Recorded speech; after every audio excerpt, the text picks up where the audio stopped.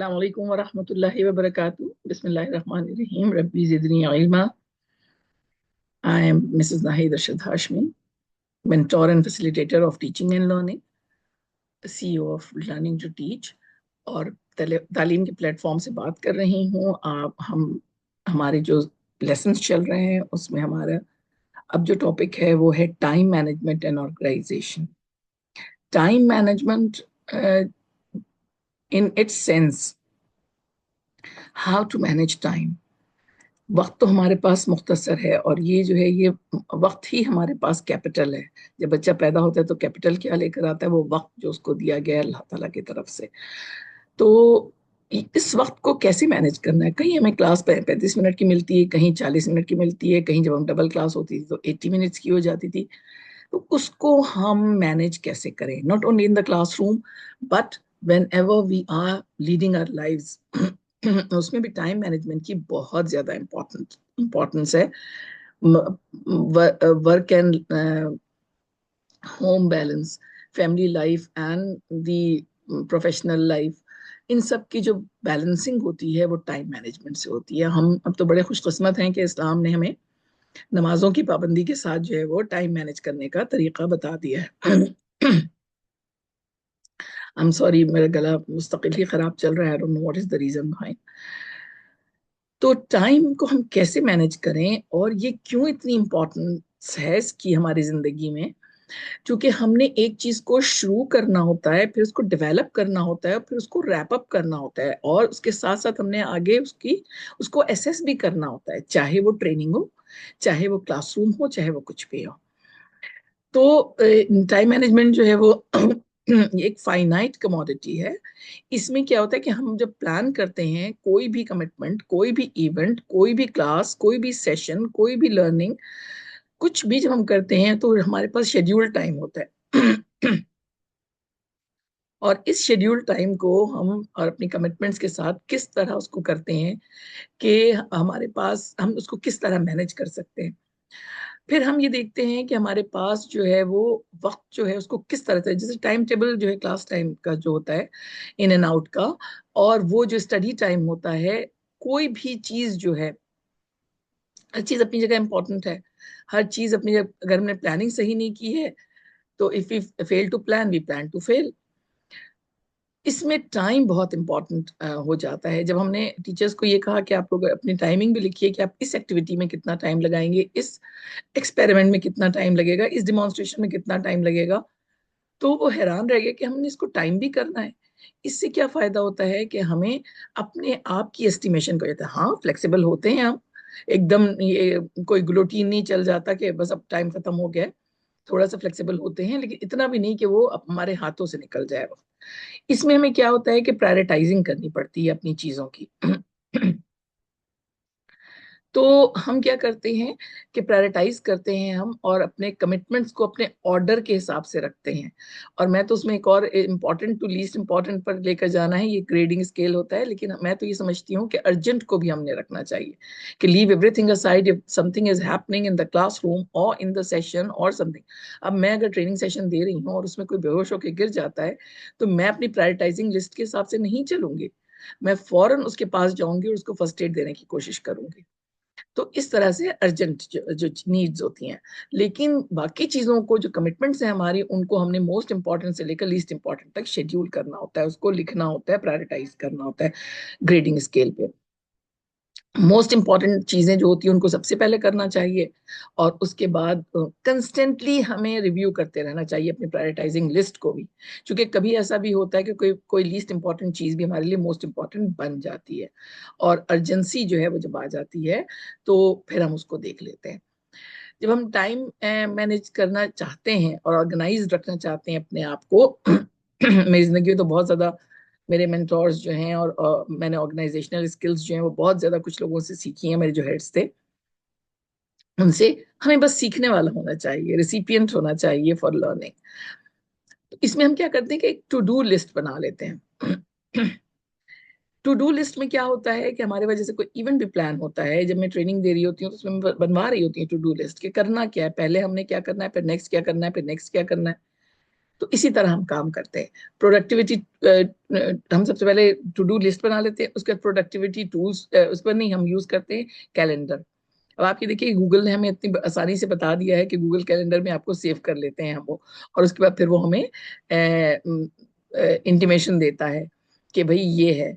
मैं तो अपने बेटी के वो भी कर लेती हूँ, जो पेपर्स उसके पेपर्स हो रहे होते हैं, मेरे अपनी सेशंस हो रहे होते हैं, उनका मैं टाइम का मार्जिन रख के अपना गूगल कैलेंडर पर लगा देती हूँ। तो उससे क्या हो जाता है कि हमें रिमाइंडर एक मिल जाता है।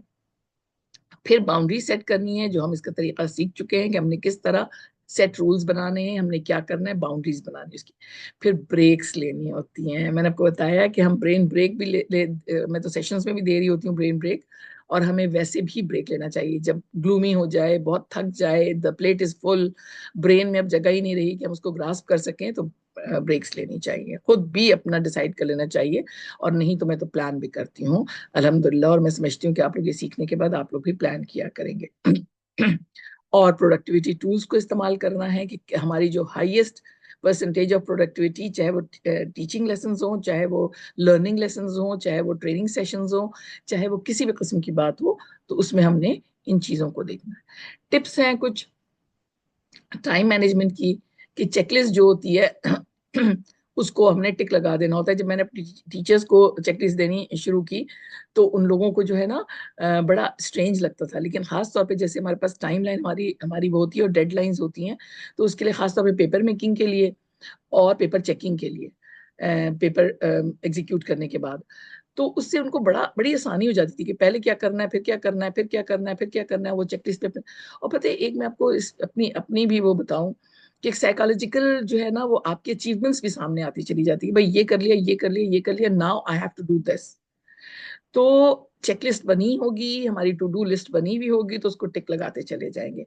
हर चीज के लिए हम ये काम करते हैं। अब पहले तो अपनी टीचिंग प्रैक्टिसेस में लेकर आए, फिर ट्रेनिंग प्रैक्टिसेस में लेकर आए, अब हमारे घर की हर चीज में चेकलिस्ट बनी हुई होती है। अगर हम बच्चों के लिए भी उनकी अलमारियों पर या उनके कोई सॉफ्ट बोर्ड लगे हुए हैं, तो उसके ऊपर चेकलिस्ट दे दें कि today what are you going to do, तो वो भी हमारे बच्चों की ट्रेनिंग के लिए बहुत काम आ जाता है। वही prioritising the urgent, most important, and then urgency के वाले, मोस्ट इंपॉर्टेंट और लीस्ट इंपॉर्टेंट तक हमारे, और बी ऑन टाइम।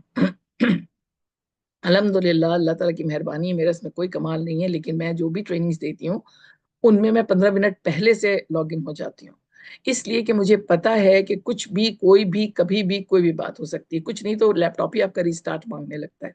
तो अगर हम टाइम पे होंगे तो फिर सही होगा, वरना नहीं होगा। और मैं ट्रेनर थी वीक हाउस की, तो जब भी बात होती थी, मैं उनसे कोई पूछती थी कि what what did you like the most, तो उन लोगों को मेरा प्लेजेंट एटीट्यूड प्लस टाइम की पाबंदी, वो उनको बहुत वो लगता था। कभी कभार फ्लेक्सिबिलिटी के साथ कर लेते थे, लेकिन वो एक रेगुलर प्रैक्टिस नहीं होनी चाहिए। एवॉइड डिस्ट्रैक्शंस, डिस्ट्रैक्शंस बिल्कुल नहीं होनी चाहिए हमारी इस दौरान, और अगर हो भी तो उसको हमारे स्टूडेंट्स को और उनको नहीं पता चलना चाहिए कि क्या हो रहा है।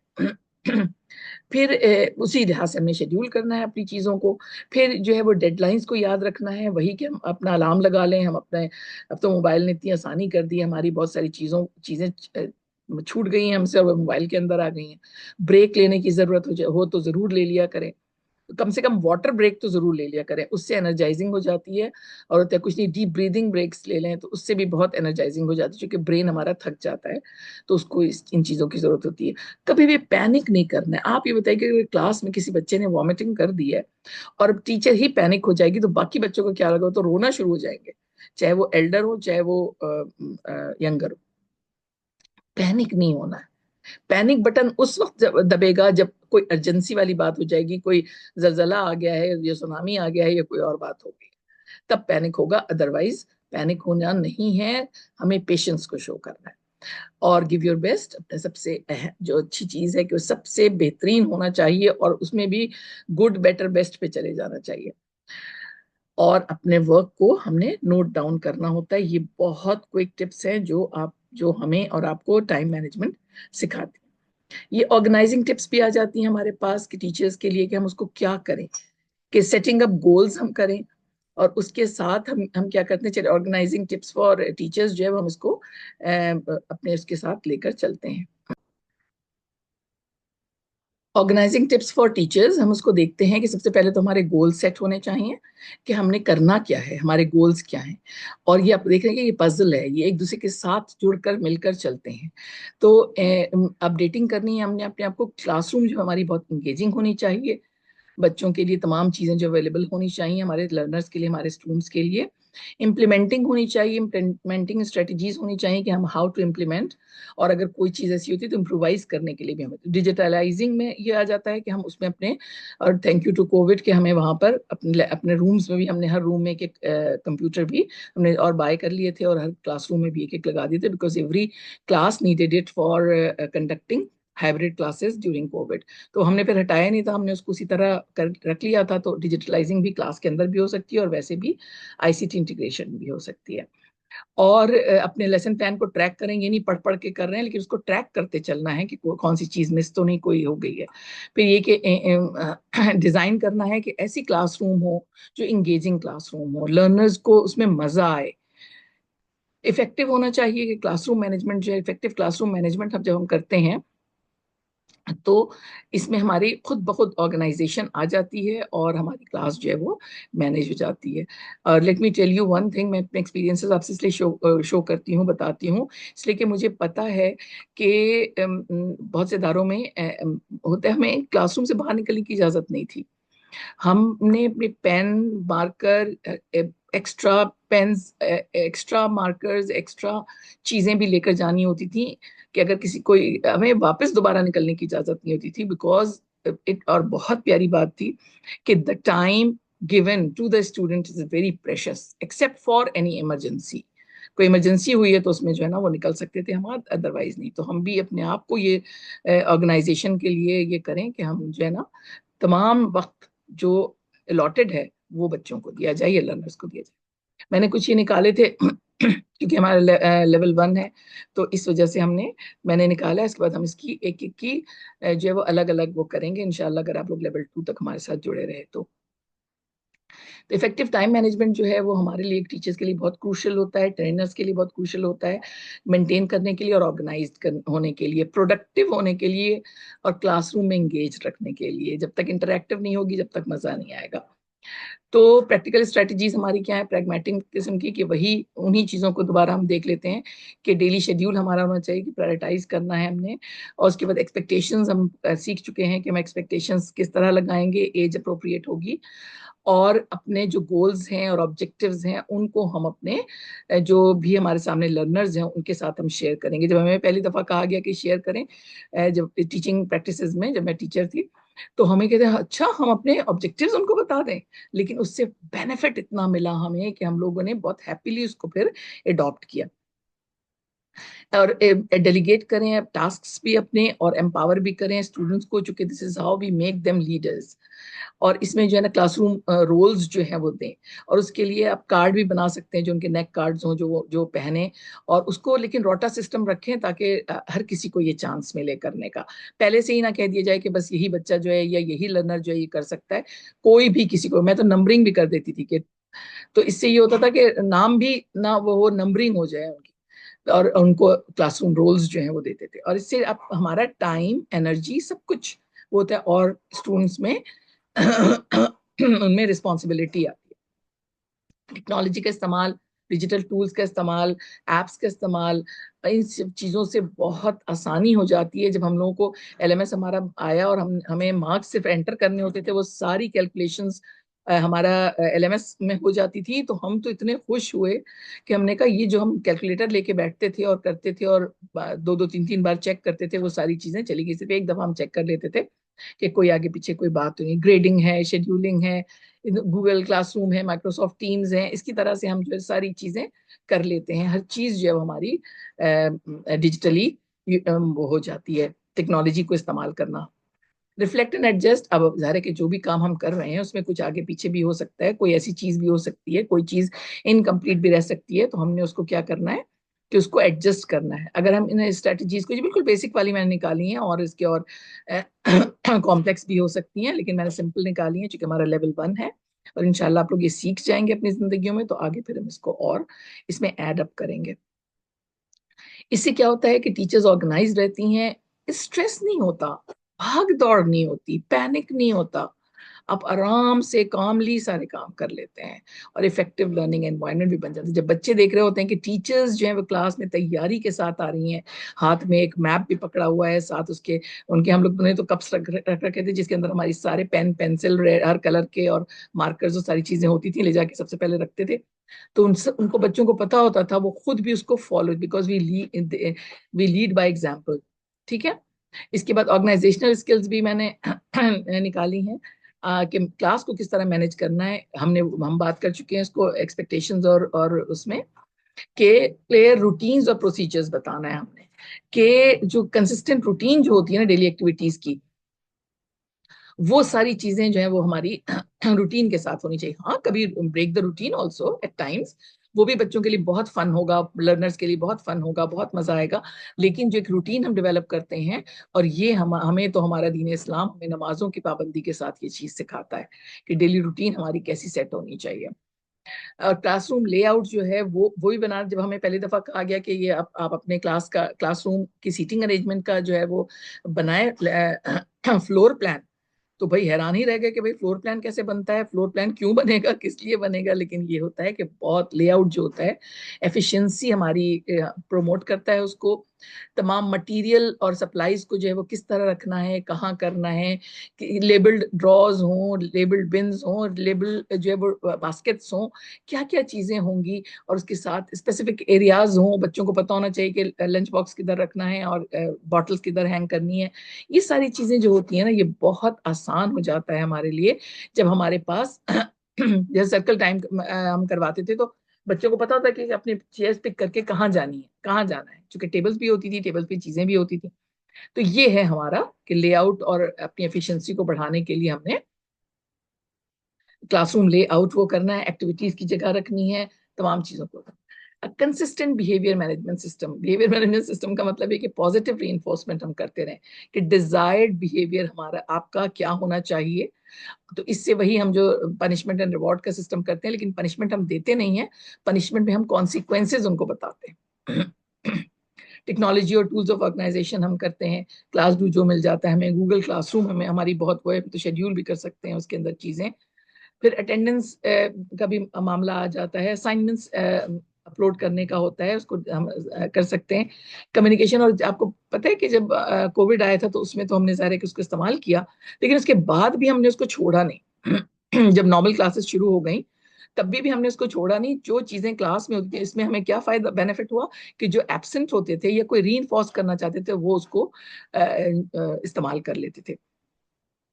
तो इससे बहुत फायदा होता है। और हम इंटरैक्टिव वाइट बोर्ड्स को, विजुअल रिमाइंडर्स को टास्क और गोल्स के लिए हम कर लेते हैं। होमवर्क हमने जो डायरी में लिखवाते थे, वही होमवर्क हमने टीचर्स जो है वो टाइप करके और उसको अपलोड कर देती थी गूगल क्लासरूम में उनकी क्लास में।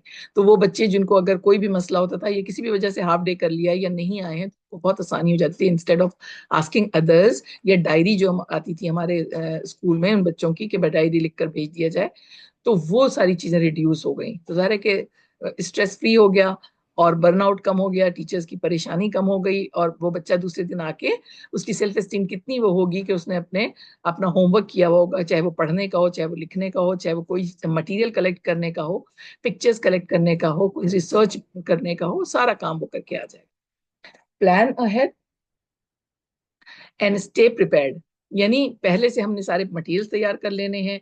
अब जिस दिन हमने कोई प्लांटेशन सिखानी है बच्चों को, तो उस दिन आपके सीड्स ही नहीं मौजूद है, आपका वाटरिंग कैन ही नहीं मौजूद है। तो इसके लिए prepare materials for the lesson in advance.